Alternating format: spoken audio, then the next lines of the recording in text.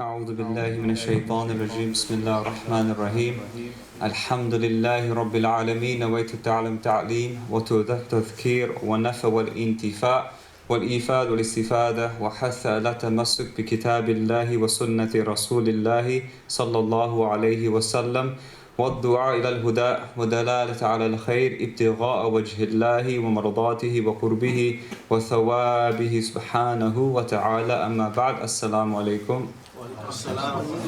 MashaAllah, so alhamdulillah, we are coming close to the blessed month Ramadan.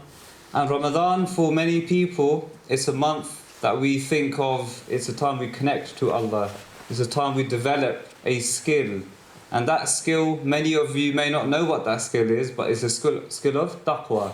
And as it said, as Brother Yusuf, MashaAllah, read very beautifully, as it says in the Quran, Ya ayyuha alladhina amanu, kutiba alaykum as-siyamu kama kutiba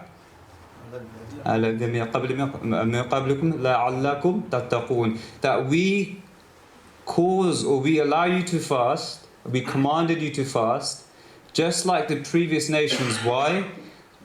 To attain the skill of taqwa. And so today, inshallah, what I want to cover is this skill of taqwa. How can we attain it? But just like any other skill, playing football, you have to do it what? Every day to attain that skill. Wrestling, any martial arts, any form of any skill, driving, first you start off is difficult, but when you keep on doing it, it becomes easy. And this is what taqwa is meant to be. It's meant to be a skill that you acquire and you build in Ramadan for you to then continue outside Ramadan. It's not a skill you do in Ramadan and you leave it in Ramadan. I'll see you next year, inshallah. No, rather it's something that you continue beyond Ramadan. And so we start off with the word itself, Sawm. What does Sawm even mean? Sama yasumu, it actually comes from a word that means to refrain. It means to stop. And if you look at what Ramadan is doing, it's stopping you from what? Eating those things which are halal is making them haram. Eating is halal, is it not? Some people are confused there. Yeah? Eating is halal, not to worry, inshallah. Drinking is water, is halal, right? Allah is making which things are halal, He's making them haram for you in Ramadan. Why? Our teachers, they mention the wisdom. They say that if the halal becomes haram and you're able to stop yourself from doing halal, then outside of Ramadan, doing the haram should be even easier. Meaning removing the haram should be even easier. Because you've removed the halal, things you live on, water, drink, these things you need. If you're able to stop that, you are being shown you have the willpower to leave Ramadan and stop the haram. Because you've been able to stop things that your body needs sleep, it needs water, it needs drink. You're sacrificing these things. You're waking up in the morning. So it's a mindset, that's all it is. Many of us, the people, brothers that smoke, it's not allowed, but they do. But they are able to stop themselves for 18, 19 hours in Ramadan. Why? Because it shows them that they have the willpower. The question is, are they able to take that willpower beyond Ramadan? And that is what we want to do. That's the skill that we want to learn. And even if you look at the word Ramadan, Sheikh Abdul Aziz Dabagh, he's a scholar that's buried in Morocco, Fez. He's from the 11th century. He mentions the word Ramadan. It comes from a root word, Ramadan, which literally means intense heat. What does it mean? Intense heat. I'm keeping an eye on the little ones not to fall asleep.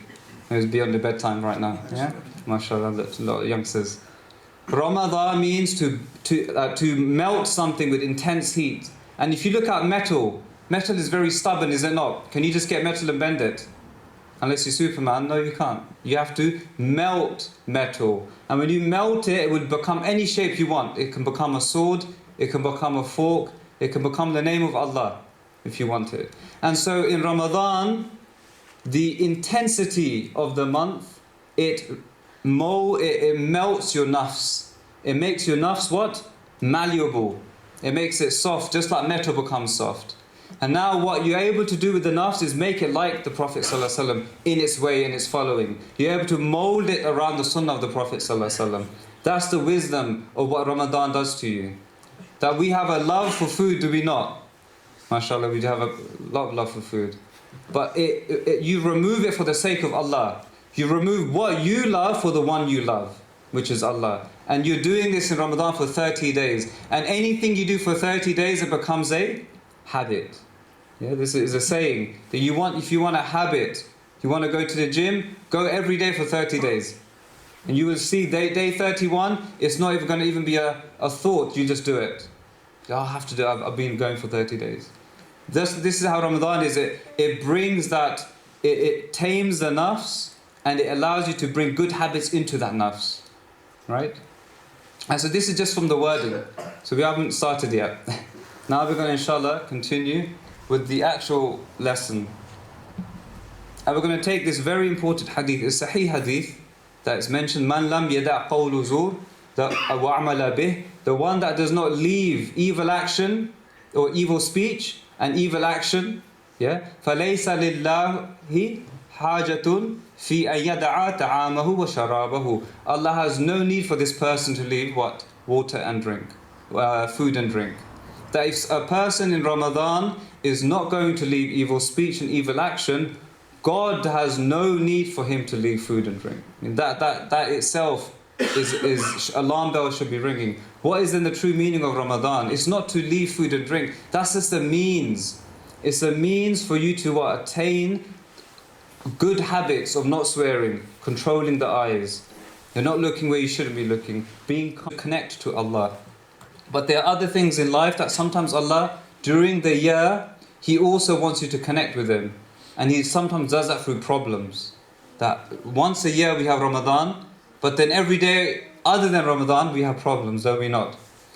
Many of us see problems and we see, this is going to take me away from Allah, Allah doesn't like me. But no, problems are put there for you so you can connect to Allah.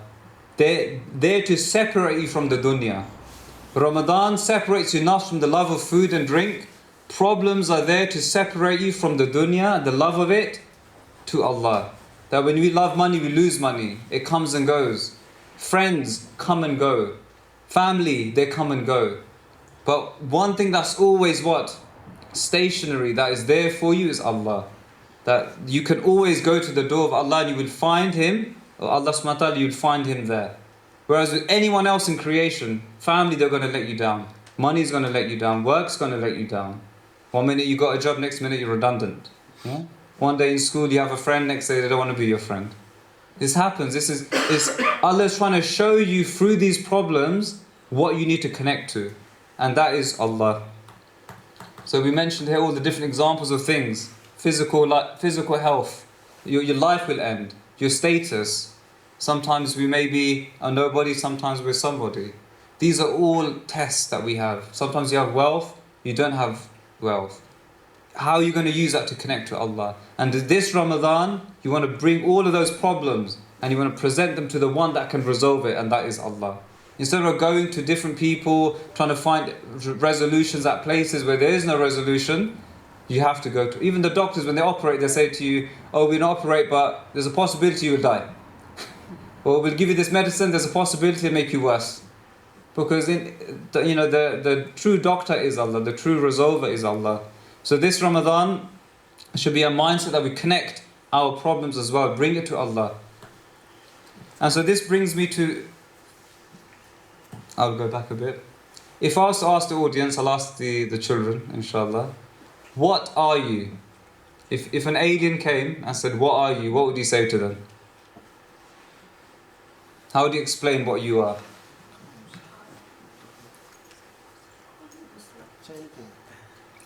The adults can help, inshallah. You can shout out. You didn't put your hand up. Muslim. Follow of Allah, mashallah. Textbooks answers. The Imam Imtiaz done a good job. Yeah, mashallah. Yeah. Anything else? If I asked, what are you? What would you say? Someone said something over here? Allah's creation. Slave of Allah, okay, mashallah. Allah's creation. Allah's creation. Yes? Allah's slave. Allah's slave. Okay, mashallah. They're not wrong answers, but if you want to know truly what we are, it goes from the Quran. Where Allah subhanahu wa ta'ala created Adam alayhi salam and He took our souls and He put us on Arafah and He asked us, Alastu bi rabbikum, am I not your Lord? And we all replied, Qalu bala shahidna. We replied, Ya Allah, you are our Lord. So we know that we are our souls. Yeah, the souls is what you are first and foremost, nothing else. That when someone passes away, what does the body, do you start calling the body the name, or do you just call it, this is the body? It loses the name instantly. The person, that's his father, but he calls, where's the body? It's his mother, what does he call her? Where's the body? Because it's not the body is who you are, it's the spirit that goes into it. And when it leaves, then the body is the body. So the first thing Allah gives us is the body. That it's a vessel. And today we're going to mention a bit about what it means to be a vessel. It just contains the ruh. And then Allah has given us our mind, our aql. And that is to think and rationalize. Allah has also given us a heart. The heart is a seat of character. Where are you jealous? You're not jealous in your mind. It's a trait of the heart. Jealousy, being generous. These are characters and traits of the heart. And inshallah we'll see now how Ramadan affects all of these. And likewise, the nafs is something that always desires. And this is what we talked about. Ramadan does what to the nafs? It tames it. No sleep, no drink, everything it wants. You're reducing it. And then the main thing is the spirit. And so how are these all linked? The body, it acts. The mind, it thinks. The character, the heart is where the character sits. And the nafs, it desires. And I'll give you an example to connect these. In Ramadan, someone sees a chocolate cake. And the nafs goes, oh, I want that. Yeah? And then the mind starts thinking, how can I get it? When mom and dad are asleep, I'm going to sneak downstairs, open the fridge. You start planning with the mind. Then the body does it. And if you keep on doing this, then the disease of gluttony, the love of things, the love of food, that will enter your heart. It will become a trait in your heart if you keep on doing it. So this is how you are connected. This is part of you. This is who you are. Now today, alhamdulillah, after X amount of years, you know what you're made up of. And so how does Ramadan affect all of these? Is number one, it affects the nafs, as we already mentioned. The body, you're forcing it to behave. You're lowering the gaze. You're not eating what you shouldn't be eating. You're controlling that body for the sake of Allah. The mind, you're trying not to think of sin. You're not planning sin. And likewise, with the heart, you're bringing good traits in now. The jealousy, you're trying to get rid of it. All these bad traits, you're trying to remove it in the month of Ramadan. Well, what tends to happen is during the year, so we've already mentioned this. Now, during the year we feed our bodies constantly. But one thing that we forget to feed is what? Is the spirit. And what is the food of the spirit? The food of the spirit is a connection to Allah.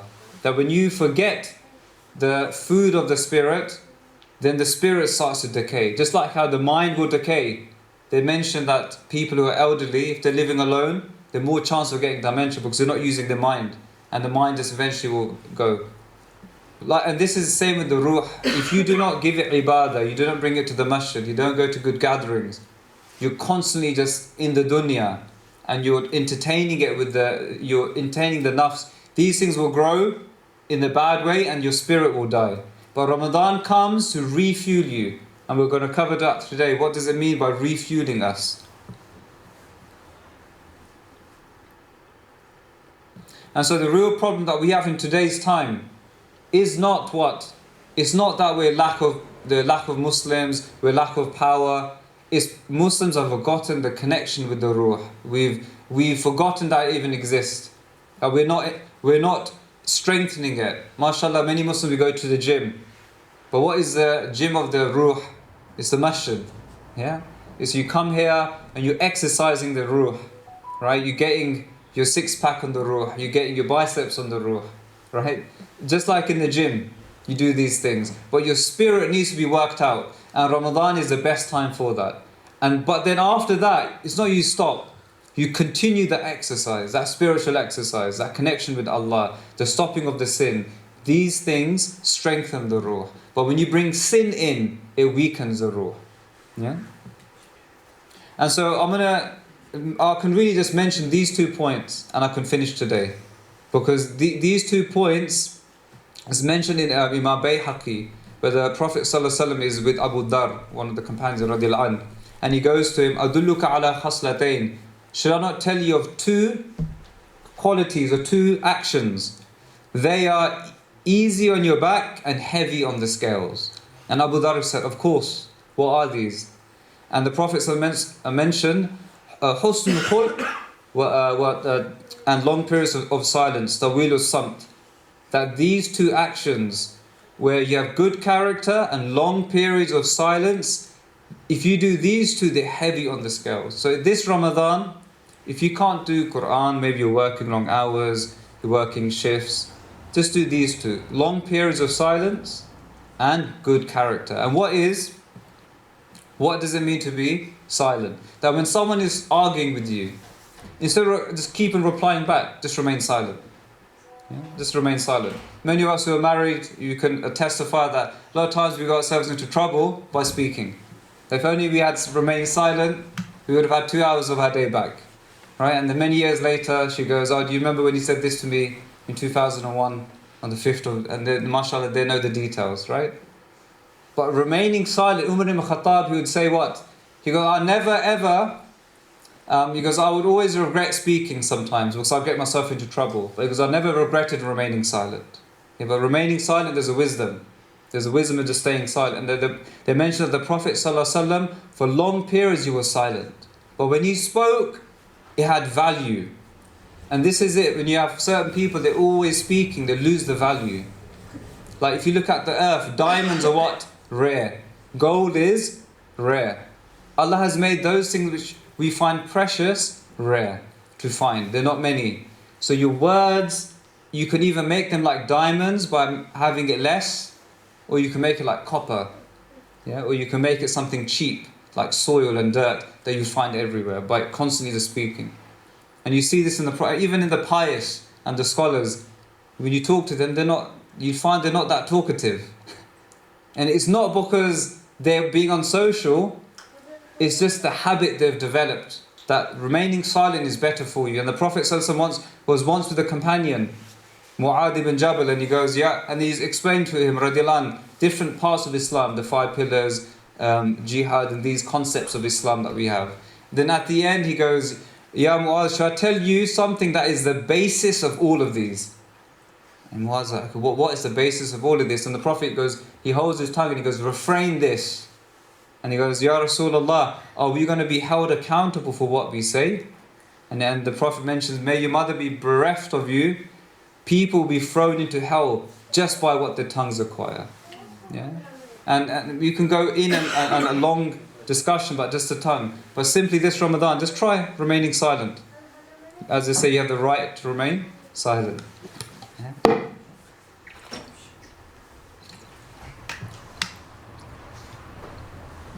And then this brings us to the second, which is good conduct. And simply what is husnul khulq is to leave someone in a better state than you found them. That when you meet someone, you shouldn't leave them more angry than you found them, or more upset than you found them. Rather, you leave them in a better state. And you see this in the Rasulullah sallallahu alaihi wasallam. That upon occasion there was a young boy. Really in the seerah, someone who's a nobody, just a young boy. And he's lost his pet bird. He's lost his pet bird, and the Prophet visits him. And he goes, Ya Aba Umair, ma fa'ala Nughair. He goes, Ya Abu Umair, what did the sparrow do? It is Nughair, it's like a type of sparrow. He goes, what did he do? And the boy goes, oh, he's just joking with him, he's trying to entertain him. He goes, oh, he died. And the Prophet sat with him, and he comforted him, and he talked to him until the boy forgot about the sparrow. And then he left him in a happier place. This is the Rasulullah sallallahu alaihi wasallam, that even a young boy who's upset, he would find time and he would leave him in a better state. I mean, you can go on about the Prophet sallallahu alaihi wasallam in all the times that he did this. But simply put, this Ramadan, find times that don't leave the iftari table with everyone upset with you. Yeah? Don't wake up at sehri time and then everyone's hating on you. Yeah? Leave people in a better state. Inshallah. So these are the two what we call smart actions. This is like level 0 we should all aim for. But now we're going to come to the main cream of the talk, which is practical advice, because I'm not here to just tell you theory. I'm going to give you practical steps, methods that you can do, you can implement in your own homes for free, no, it doesn't charge anything. and you can have a better Ramadan, inshallah. So in this example, this car is our body. And we're trying to get to Allah this Ramadan. So we are on a journey to Allah. Yeah, in this Ramadan, we are on a journey to Allah. And our body is meant to protect us from what? Sin. Our bodies are protecting our spirit. Remember, I talked about the spirit. The spirit is in the car. The car is the body. The rain, these are the sins that are trying to come in. Now, if you open the door, you're driving and you open the door fully, you open the window, what's going to happen? The dirt, the rain is all going to come in. It's going to ruin the car. This is what happens when sin enters the body. It ruins the car, the internals. We, mashallah, some of us, myself, we've got all the 4 windows down, the doors open, the boots open. Why can't I get to Allah? Right, you've got to close the doors of sin and the windows of sin. My son, mashallah, likes to open the windows while I'm driving. He's always got to lock it. Kids have a habit of doing that. But we've got to close those. Yeah, and then we can go to Allah. So this Ramadan, our focus should be what? Reducing the sin. And Ramadan, just like a car, it needs what? It runs out of fuel, does it not? Our spirits, they sometimes run out that motivation that sometimes we have. Sometimes you have that feeling, oh, I feel like praying, right? And sometimes you need that motivation, you need that pickup. Ramadan is that refueling station for you to refuel so you can then continue the remainder of the year. The journey, exactly. And what we unfortunately do is once Ramadan finishes, we stop fueling. And we're trying to drive the car and it's broken, then we're pushing it. And we never get to Allah. And we'll mention towards the end, what is it that you can keep on doing to refueling your car? Refueling your body so you can get to Allah subhanahu wa ta'ala. And the Prophet sallallahu alaihi wasallam, in his life, he would give such examples. He once drew on the floor a diagram. And he put a line through it. And he was trying to explain to the Sahaba, this is the life, this is your aspirations. Many of you have heard of this. So inshallah, this is what we're doing today. We're using that sunnah methodology on compare, because the Prophet would make things simple for people. Yeah, he'd make things simple. And as you're coming into Ramadan, many of us, as I mentioned, you have problems. Yeah, things happen. And every time you sin, you're denting the car. You know, sometimes people dent the car and they don't scrape it off, and it worries them. It hurts them, does it not? When you scrape a new car. I've got an old car, so it doesn't make a difference to me. But people have a new car, but there's a scratch, and it's like, oh my gosh, you're there scraping it.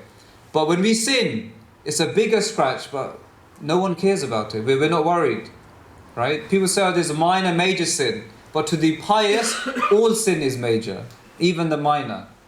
Yeah, so this Ramadan, imagine your body is your car. Sometimes we value our car more than we do our spirits. And every time you sin, imagine that you're just scratching, you're keying your own car. But what person will do that? Right? But we do it all the time. But the amazing thing is you ask for tawbah, the scratch goes. Right? And you can't do that with the car, unfortunately. So now we're going to get to the practical. How can we make this Ramadan a different level? A higher level. And most of us, unfortunately, we stay on the lower level.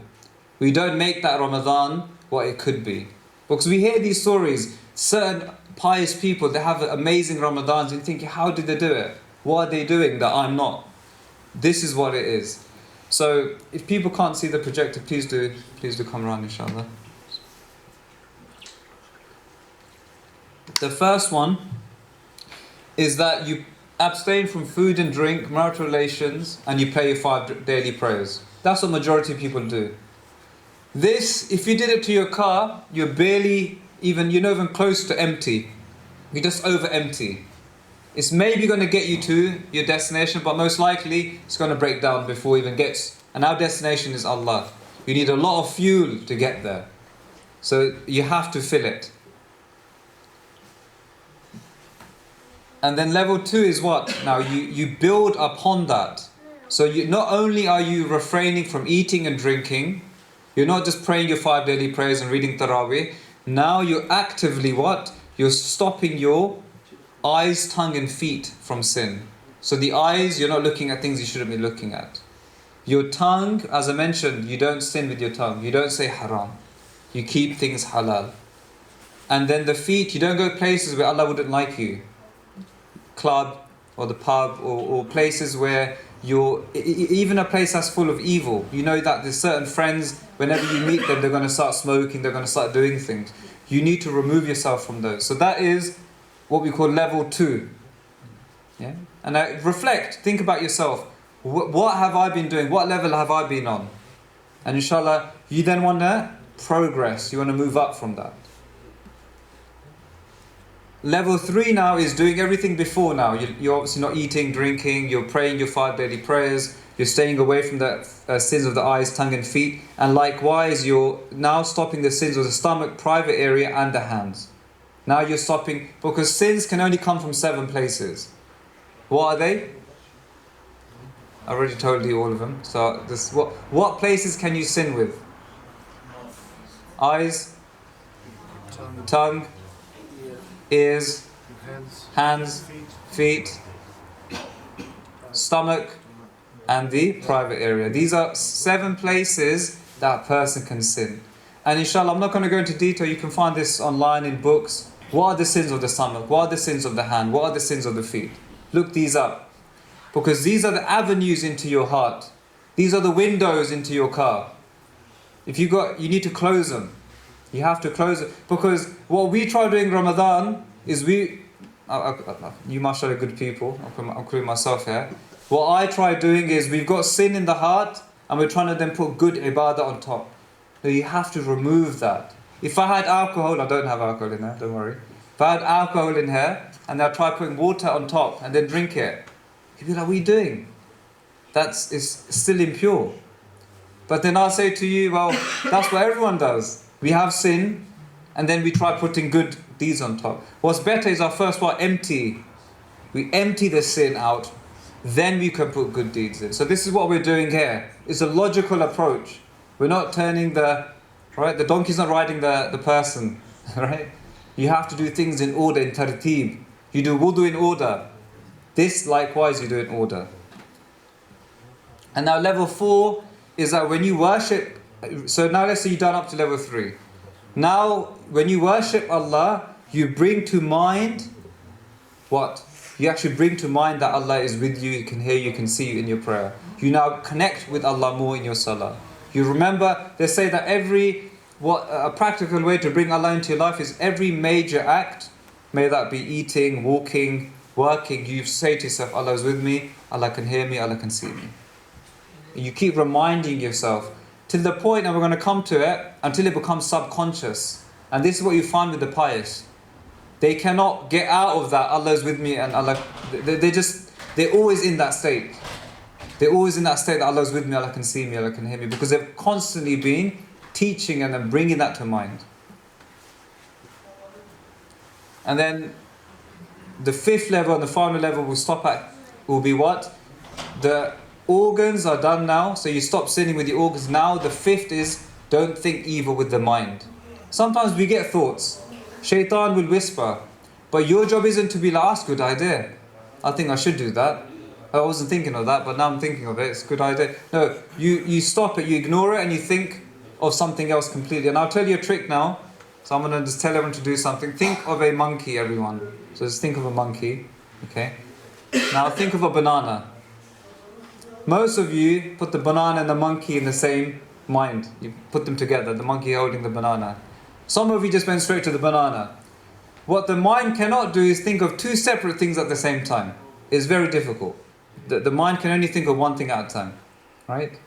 So when a sin comes in, you should just think of something completely different. Think of the Prophet ﷺ. Think of Allah. Think of your father. Think anything that will put some sort of khawf or fear, right? Think of that. Think of hell, think of heaven. Just completely think of something else. Don't fight it. Because the more you fight it, it will overtake you. So that's a trick you can do. And now that brings us to the final segment of the talk, inshallah. You guys all with me? Do you want to stretch your legs? Or should we carry on? Maybe do like a Should we just with some fruits and water? Yeah, Bismillah. Yeah, we take like a 1-2 minute break, and then because I want everyone to be fresh for this part. Bismillah ar-Rahman ar-Rahim. So quickly, what I'm going to do, I'm going to ask some questions just to make sure people have learned what we've covered so far. So we talked about the 5 entities, which makes us up. So quickly, can I have someone shout out one entity each? So what are we made up of? What's one thing? Body, spirit, nafs, heart, mind. MashaAllah. Okay, so that's the 5 entities. We talked about the different levels of fasting. Okay, who can mention one of the levels or the first level? Praying 5 times a day. What else? Yeah, not eating and drinking, praying 5 times a day. And then reading Taraweeh. Okay, praying with the Taraweeh. That's level 1. Who remembers what level 2 is?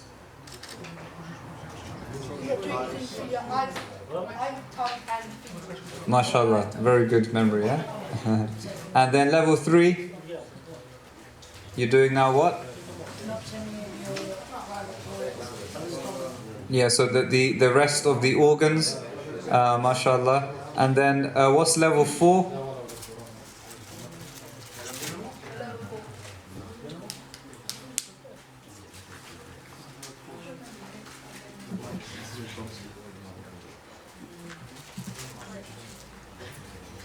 Yeah, to use your heart to call upon Allah subhanahu wa ta'ala in your prayer. And now you're using your organs in good deeds now. So the previous levels was stopping the sin. Now you're doing good with your body. Okay? So remember we said you clean the glass and then you put the good stuff in. And then the last level 5, what was it? Who remembers? Level 5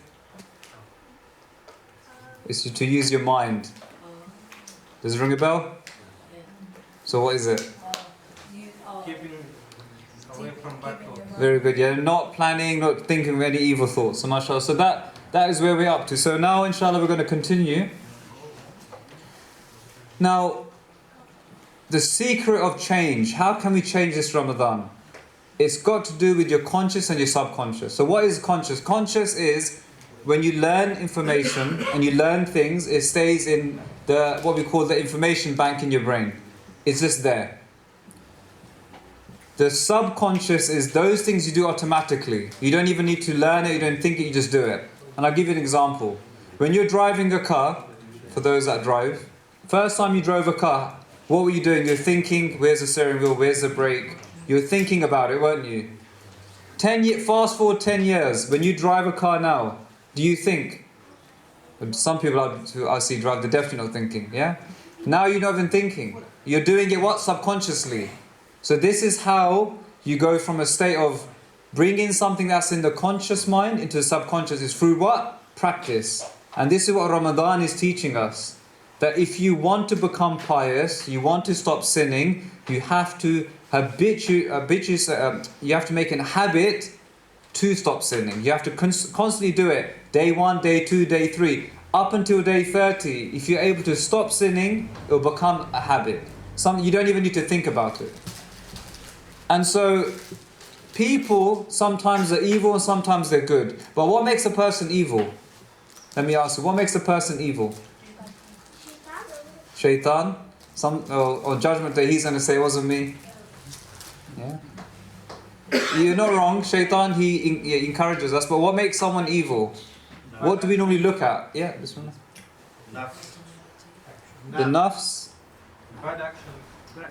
But there you go. It's the constant bad actions that they do that it becomes a habit that they keep on doing it. And we see their habits, we go, this person's bad. This person keeps on killing people, he's a bad person. This person keeps on lying, he's a liar. But then you have the good people, and this is where the Prophet ﷺ, what was he known in Makkah? He had 2 nicknames. What were they? Al-Amin, As-Sadiq. Someone that was trustworthy and truthful. Was he truthful because one day he spoke the truth? Is that what they used to call him? Before prophecy they used to call him. Is it one day he was trustworthy, they called him the trustworthy? No. what he did it every single day. Every day he was telling the truth. Every day he was being trustworthy. The people then told him and said to him, you are now the trustworthy. You are now the truthful. It became his titles because it's a habit he's created, sallallahu alaihi wasallam. And this is how we can also do the same. So we have, as I said, our conscious. This is that information bank. This is where we put the information, and then the subconscious is where you do things automatically. You don't need to think about it. Now, those who want to change, the first thing they do is they bring in lectures, they study fiqh, they study aqidah, they study seerah, and it's all in the bank. It's all in the conscious mind. It's just there. And then what we try to do is we think all of the bad traits that we've made our subconscious because of doing it every single day. People are lying every day. People are doing bad things every day, and that's become now their subconscious. They can't help it. You know, some people, they talk, there's a swear. They're talking and they just say, and then there's a swearing, but they don't even know they're doing it because it's become subconscious. And now this person in this example, he now starts to pray, and he thinks the prayer is going to remove that.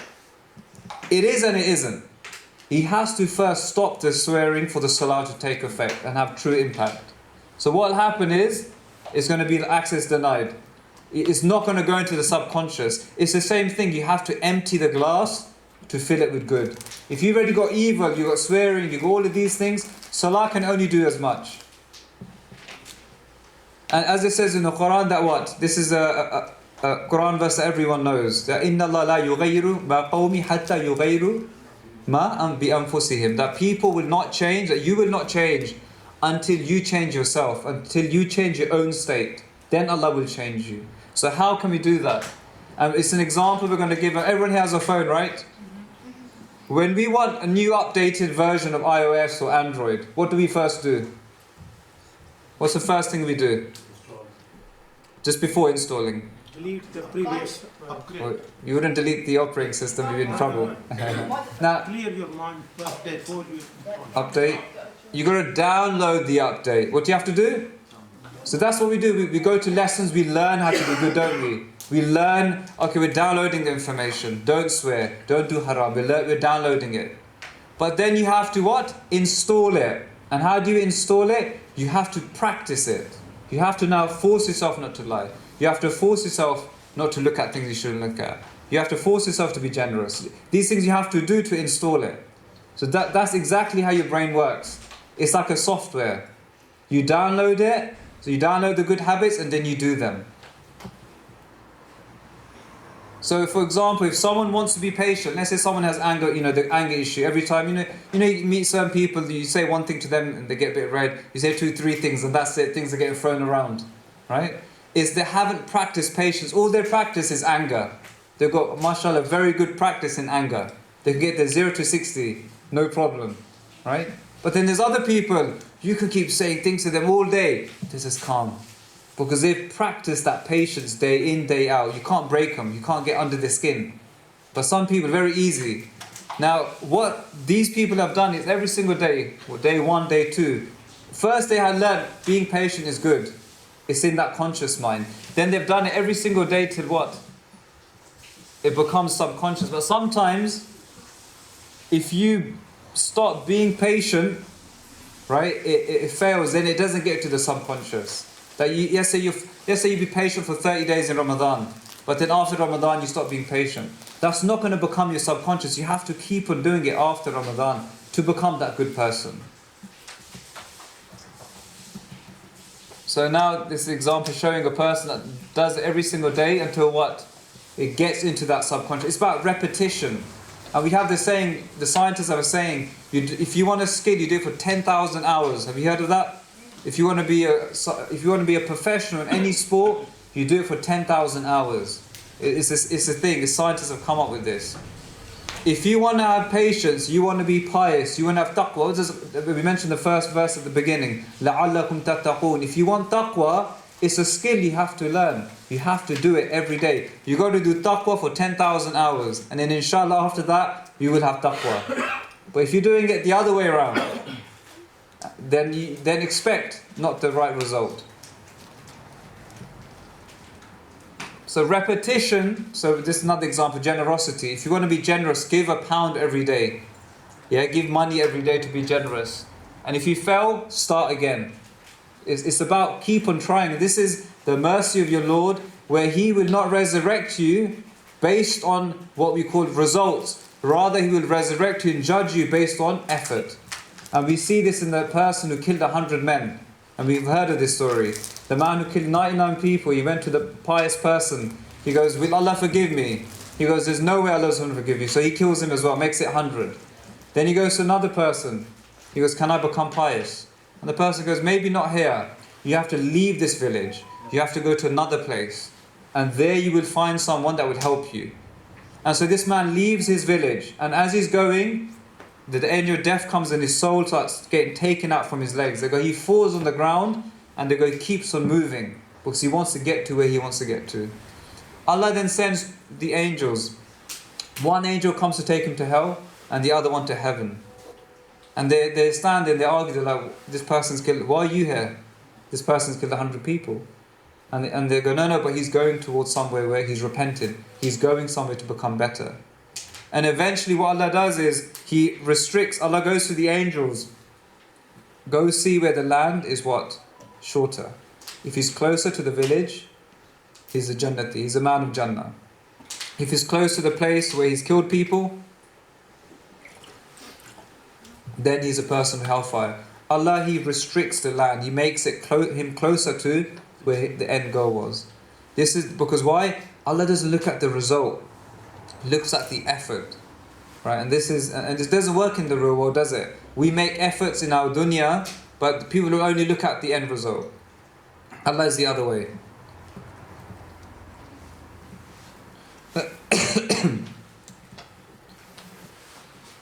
And now, how can we stop? So one thing is installing the software.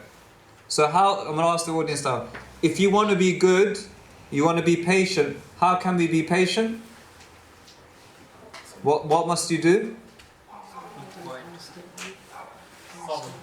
Huh? Sorry? Repeating it. Repetition will make you patient. Yeah? Fake it till you make it. Keep on doing it till you become a person of patience. Now, how can we uninstall the bad? And this is, inshallah, the last point we'll make today. How can we remove the bad? Is by abstaining. It's called resistance. You'll be called resistance training. This is now you're resisting from doing the haram. Every time you want to say something to someone, you hold it. Maybe it comes out here and there, but you're making the effort. You've got to make that conscious effort. And this is what taqwa is. People call taqwa what? Consciousness. Allah aware. That you first have to be conscious with yourself before you can bring Allah into the picture. If you yourself you're not aware of what you're saying, what you're doing, you're not holding yourself to accountable, then how do you know where you are with Allah? You have to hold yourself accountable. So this is in relation to being removing bad traits. You resist. Inshallah, we'll skip this. And you keep on doing it. Eventually, you'll get to 30 days. And 30 days, there's a reason Allah has made, or there's a wisdom our teachers mention what Ramadan is 30 days. It creates a habit. And even on Eid, we have this, don't we? We try eating, we think, I'm fasting. Oh no, I'm not fasting. You trick yourself. Because you created a good habit of fasting. And so this is a summary that if you want to be good, if you want a good trait, you repeat it. And if you want to remove a bad character trait, you resist. And eventually, you can uninstall and install whatever you want after that. With that skill, then you just have to do it. As I said, no one's going to come and change you except for yourself. And how can you do this? There's habit trackers, even non-Muslims, they use this. They have habit. They'll track days in the gym, how much water I'm drinking. But we can use the same apps and we can say, okay, I'm not going to swear. And track it for 30 days. Just try it. This Ramadan, take one of the levels and track yourself against it. I'm not going to do anything with my eyes and my hands and as we mentioned, the different levels. And see how far you get. And it's mentioned that take yourselves to account before you're taken to account. That He's got angels recording what you're doing. So take yourselves to account before you are taken to account. And this is how you practically do it. You can either do a tick sheet if you want, similar to this, or you can use a habit tracker and actually do it. So as I said, this is not theory. I'm now giving you the method, the tool, to now make this Ramadan different to your last Ramadan. Choose the level, as I mentioned, the 5 levels. See which one you fit in, and then monitor yourself for Ramadan. See if you can do that for 30 days. If you fail, do tawbah, restart. Remember, Allah is not looking at the end result, rather it's the effort that He looks. Inshallah. And so this Ramadan we want to be what? You know, people talk about SMART goals. Be smart this Ramadan. Because Shaitan, I'm telling you, he may be locked up, but he's making smart goals in how to mislead you on Eid Day. And if you look around the world, he's succeeding. We have the tools of the Sunnah of the Prophet ﷺ, but we're not using it. Rather, we're ignoring it. And I'll just finish off with this, that as I mentioned at the beginning, Ramadan is just one place that you refuel. There are other months. You have the month of Shawwal, Dhul Hijjah, Muharram, Rabiul Awwal. These are all different months. Allah has given you to refuel yourself to continue. He hasn't just given us Ramadan. He's given us beautiful other months, Muharram, Rajab, yeah, Rabiul Awwal, that we connect to the Prophet ﷺ. Rajab, we connect to Allah. Now, these are months that we are to remind us and to connect us. And inshallah, may your fast never be the same again. Inshallah, without Allah, subhanahu wa bihamdika, nashhadu an la ilaha illa anta astaghfiruka wa atubu ilayk. Jazakallah.